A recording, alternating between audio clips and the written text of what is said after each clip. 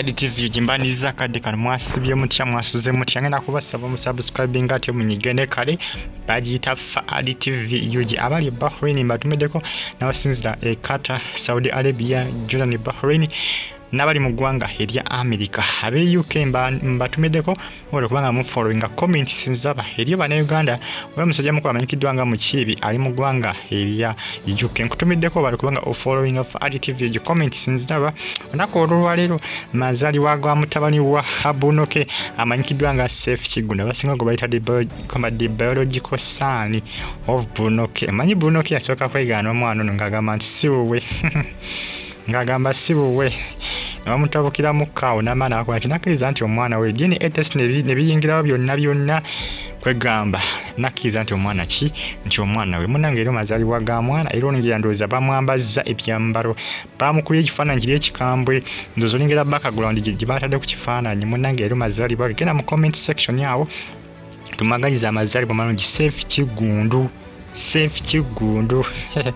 mutabani wa Bunoke wagosokera the biological son of Bunoke yo mutabani wa Bunoke ndozolengera mama yoyo mama yo ndoza ali akyayo obuto lwa mwana nga tunaba kumuzaala ebiseera ebyo ndozolengera olubuto lwali olunene yali lubuto ebiseera ebyo bwensuubira nenga munnanga omwana akuze emyaka gyo simanyi tubatadde mu myaka gya mwana tetumanyi myaka mituufu egy'omutono Safe Kiggundu nenga liro mazaalibwa gena mu comment section yawo otekere bambi niwe biba bigambo bisatu nenga omwagaliza amazaalibwa malungi omuto omwagaliza amazaalibwa malungi bambi musajja wattu Safe Kiggundu taata yasooka kumwesamba yamaana akkiriza obuvunaanyizibwa bwe nti ono omwana we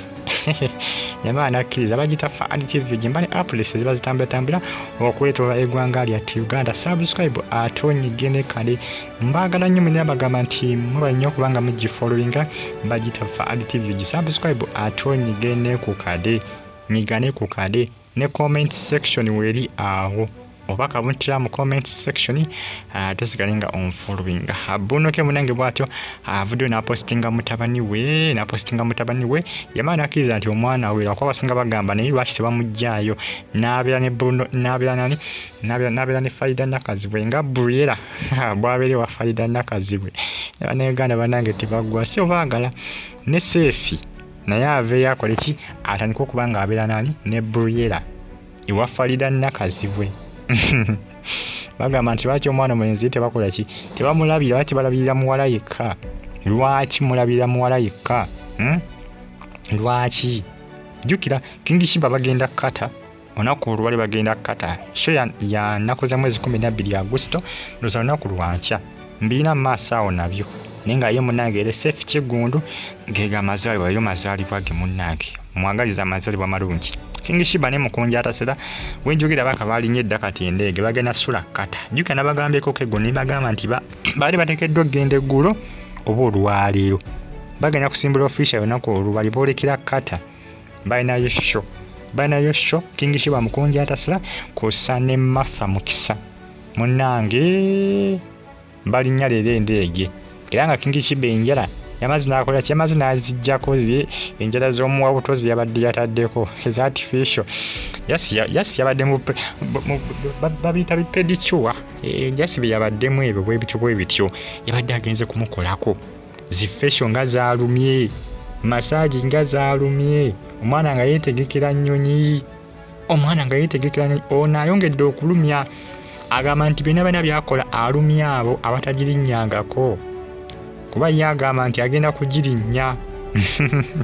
bamuyita King Sheebah ne Mukunja Ataseera nkugambye essanyu so bakolako dda ne karehaso nga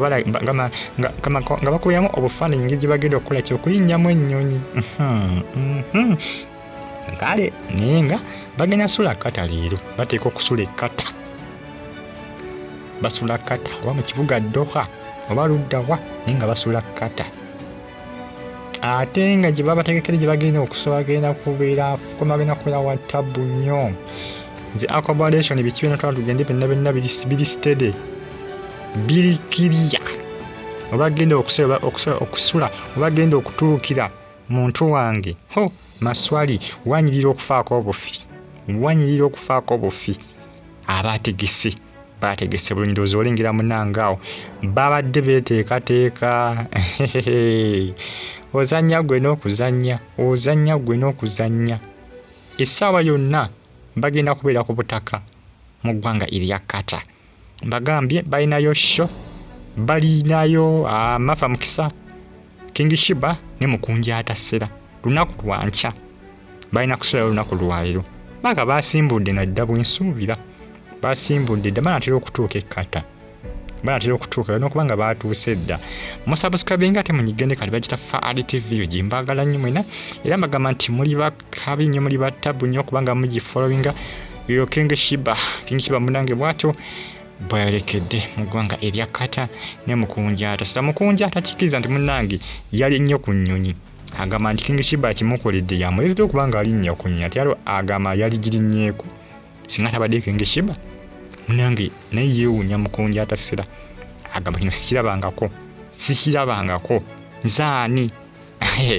temusibwa bannange mbagala nnyo naye nga boolekedde kata subscribe ate onyigende kasi kala nga ofollowinga.